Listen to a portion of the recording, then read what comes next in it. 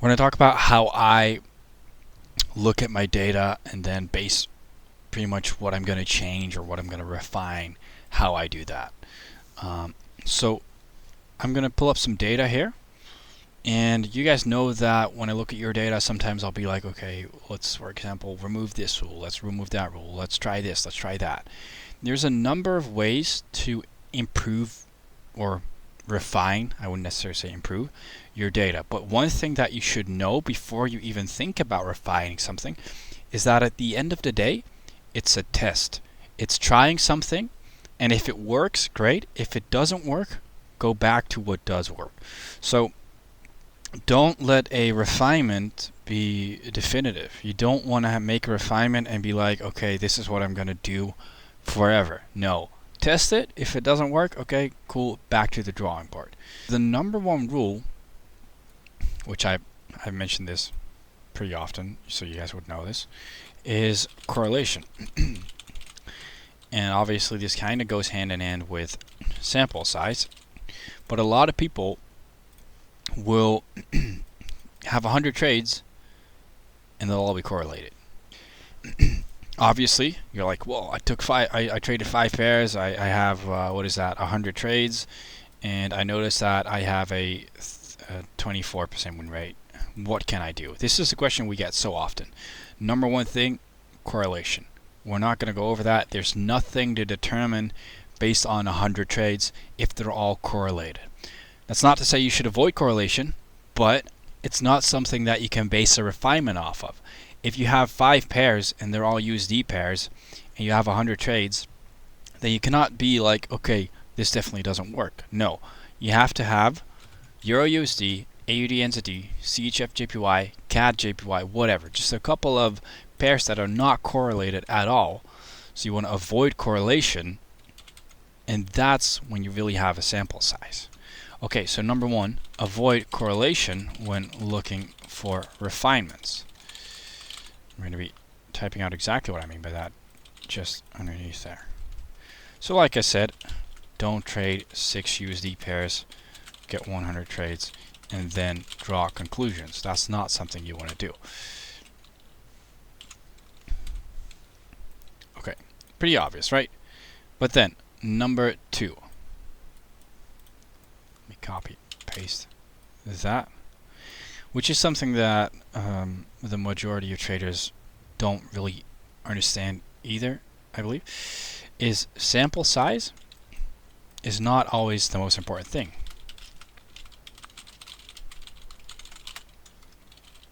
It is in the same way that win rate is important, so same way that frequency plus win rate is the, I'm going to call it the magic combination. It's the same with time and sample size. It's not like one is better than the other. Sample size needs time. So you can have, for example, 1,000 trades, and all the 1,000 trades that you've collected might not tell you anything. Why? Because if you have 1,000 trades, but all these 1,000 trades are all within a time span of a month, for example, it doesn't tell us a thing. Because if that's the 1 month that Trump announced whatever, that he's gay or something, I don't know, and it ruins the US dollar, then now you have a large sample size, but it still doesn't tell you anything. So it's a combination of time and sample size. If you want to make a conclusion, if you want to make a refinement, you got to look at the charts and be like, okay, I have done 2 years, excuse me, 2 years and over 500 or 600 trades across the span of 2 years. That's a lot better than saying I've got 1,000 trades, but they're all within 6 or 7 months, because that really doesn't tell you that much. So sample size isn't the most important thing.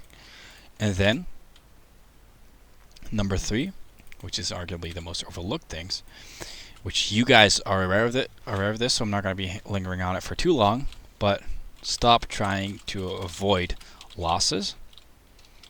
Look at if you're pronounce that differently. Look at missed winners. It's natural to always want to avoid losses, always be like, okay, I notice that I'm losing when I'm doing this and that.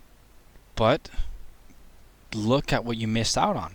Look at what you would have had if you, for example, left out the FEG rule. Instead of, hey, I didn't have a strong breaker structure, now I'm not going to take that trade.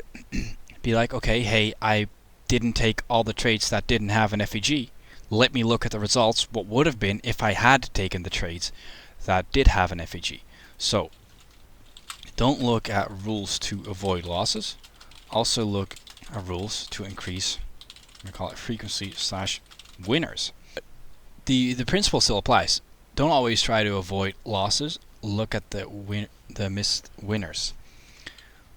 And a couple of examples. What if you ditched the FEG rule? And for example, this might work well for you, right? Like what if you embraced barcode price action? What if you had taken trades without a body closure? What if you had taken trades with news candles? Just naming a couple of things, right? Just blurring these out. Tying me back into what I said at the beginning. Test it, doesn't work. Okay, we'll go back. Test this, doesn't work, doesn't improve anything. Okay, let's go back. Testing this, doesn't work, we'll go back. It's not a matter of applying a rule and instantly expecting the results to be better. We're testing it. We're seeing if it makes our results a little bit better. If it doesn't, we'll ditch it, we'll go back to what we were doing, and we'll go from there on out. So stop trying to avoid losses. Look at what you missed out on and embrace rules that can increase the frequency / winners. For example, what if you ditch that? Now, tying me into number 4. Why does it say 1? I don't know why it says 1. Which is you can't refine based on just screenshots. And that's why I wanted to keep this one for number 4 and not number 3. And what I mean by that is when you have a screenshot, you only see what's in the FOV, so the field of view of that screenshot. You don't see anything that happened in the past. So you cannot refine based on just screenshots. This is why I always emphasize on recording things, albeit for yourself, albeit for someone else. I've got a ton of recordings. Obviously, there's also a lot of videos in here that I post for you guys, but I have a lot of recordings, especially on my PC at my office, of me backtesting. And for me, it's a win-win because I post these recordings on YouTube. I do them during the live sessions, but I also do them for myself.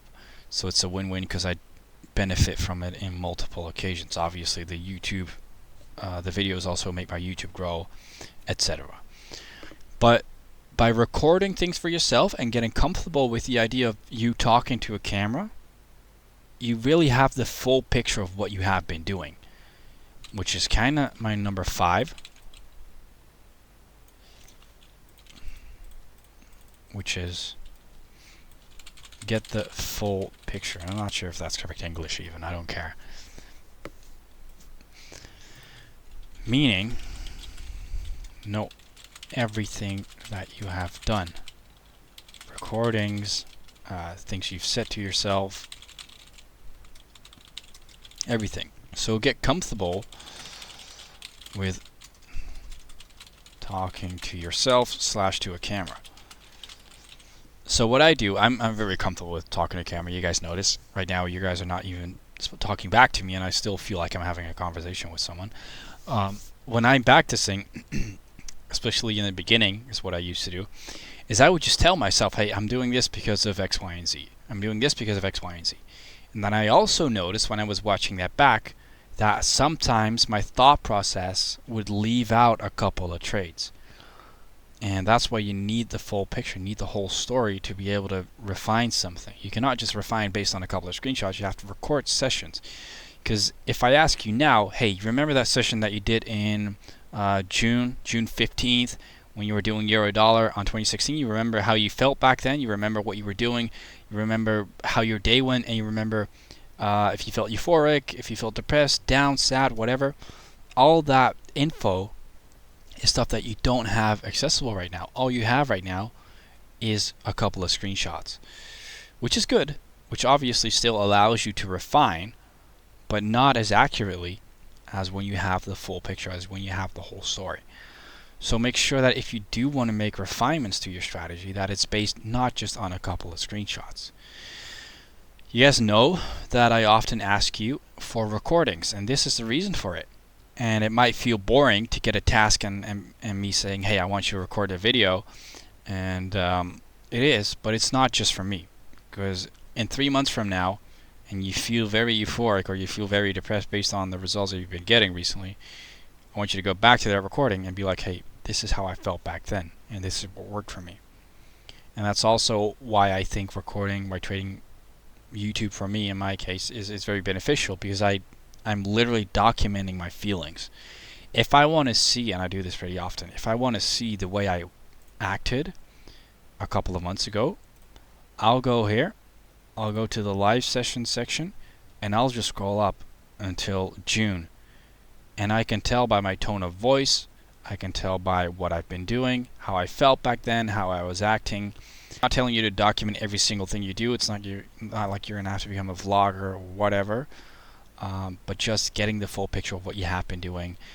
It can be relatively simple, making a little recording or making a detailed note in your Discord server that tells you, hey, today I felt this, today I felt that. I would still always make sure to record the lives or the backtesting sessions that you do, just to get the full picture. And then once you want to make refinements, which is going to be my last one, is make sure at least 5 to 15, I would say more like 10 to 15% of your trades have a similar outcome. What I mean by that is, let's say you want to get rid of the FHU rule. Make sure that 10 to 15% of your trades or your losses, whatever, do have better results. I'm going to do this differently. Let's say you want to get rid of the let's say you want to get rid of barcode price action, because you barcode PA. Make sure that 10 to 15% of your trades do actually have better results if you had avoided barcode PA. I'll ask you guys sometimes too, you guys know this, I'll tell you like, hey, calculate the results, what would have been if you had avoided that. A lot of traders will be like, okay, I see 2 losses in my 50 trades that I've taken, and I see that those 2 losses both had a weak breaker structure. I'm going to avoid breaker structures. No, make sure that if you have 100 trades, at least 10 to 15 of those do actually have a weak breaker structure, or your results are actually better if you had avoided that. So don't base it, what I'm trying to say is don't base it on a small amount of trades. I know that some of you guys know this as well. I'll ask you guys to test a lot, and then I'll give you a rule. It doesn't work, you go back to the drawing board. That's really part of trading. There's no way around that. But sometimes you'll test a couple of pairs with a rule that you thought would have improved your results, and then you notice that it doesn't really improve it. And then at first you might feel like shit, but then again, that's the whole point of testing. That's what you're doing, and that's you putting in the work that 99% of traders are not willing to put in. So in other words, you're literally doing stuff that others are not willing to do. And yesterday I had a guy visit my office, and he was like, I told him, well, it's going to take him at least a year. And he's like, a year? I don't want to learn for an entire year. And I was like, well, then get out of here. This is not your field. This is not your profession. Because the real traders do stuff that others don't want to do to get to what others don't have. And it's, it's a very common, very popular saying, if you want to achieve, or if you want to have stuff that others don't, and you've got to do stuff that others don't. Meaning you've got to put yourself in uncomfortable positions and backtest your ass off. Make sure that you really, really put in a lot of work. So, quick little recap. Avoid correlation, we're looking for refinements. Sample size is the most important thing. It's the combination of time and sample size Stop trying to avoid losses. Also look at missed winners, which you could have increased your frequency by, for example, ditching the FEG rule, embracing parkour price action. Just naming a couple of things.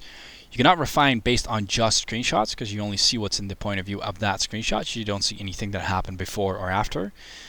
And make sure that you get the full picture. How did you feel when you recorded? How were you analyzing that day? Were you zooming out a lot? Were you tired from your work? Whatever. Was there other stuff going on in your life? All that stuff ties into it.